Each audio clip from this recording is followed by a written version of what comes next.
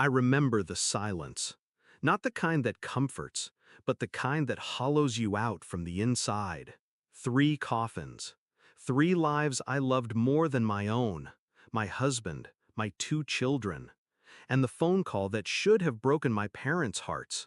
Instead, my father's voice came back flat. Today is your brother's birthday. We can't come. That sentence carved itself into me.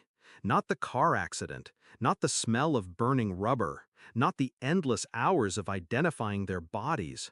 No. What destroyed me was my parents choosing cake and candles over dirt and death. That was the moment I stopped being a daughter. I grew up believing family was everything. I was the quiet one, the obedient one. My brother, the golden child. Every achievement of his was paraded, while mine was background noise. I married young, built a home, raised 2 children. They barely visited. But I didn't care. My little family was enough. Then fate took them from me. And in my grief, I made the mistake of reaching out. I believed, just for a second, that blood meant something. But my father's calm dismissal burned that illusion away. That was the betrayal. Not fate, not death, them.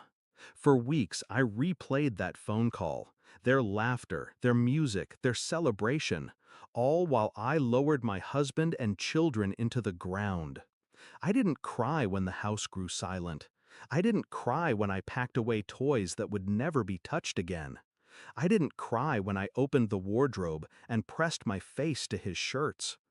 Grief didn't kill me. Their betrayal did. And so I decided I would kill what they valued most. Not with a gun, not with blood, with silence, with absence, with a single headline that would make them choke. The planning began small. I closed the curtains and disappeared from their world. I didn't answer calls, didn't attend gatherings. I became a ghost in plain sight. But behind closed doors, I was working. My husband had left me everything: insurance, savings, investments, enough to disappear, to build a new life where their names meant nothing. I sold the house quietly, liquidated assets slowly, each transaction clean, invisible. I crafted new documents, a new identity waiting like a second skin. And then I wrote the letter. It wasn't long, just a page. My handwriting steady, my words final. I told them I couldn't live with the grief. That their absence at the funeral confirmed what I always feared. That I never mattered. That my life had ended with my family's. At the bottom, I wrote one sentence. By the time you read this, I'll be gone. 6 months later, they woke up to a headline. Widow of local tragedy found dead in apparent suicide. My name, my photograph, my story. The police found the letter on my empty desk. They found an empty bottle of pills. They found ashes in the fireplace. Burned clothes, burned journals, burned everything that tied me to the woman they used to know. But they didn't find a body, because there wasn't one. I was already gone. I imagined my father reading it at the breakfast table, the words sticking like shards in his throat. I imagined my mother's scream, sharp enough to shatter glass. I imagined my brother, the golden boy, realizing that the birthday they celebrated while I buried my family had cost them their daughter, their sister, their blood. Regret is a slow poison.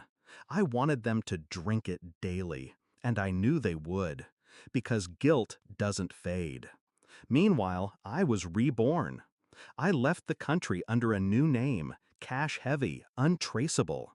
I rented a small place by the sea, not a paradise, but a sanctuary. No one here knows who I am.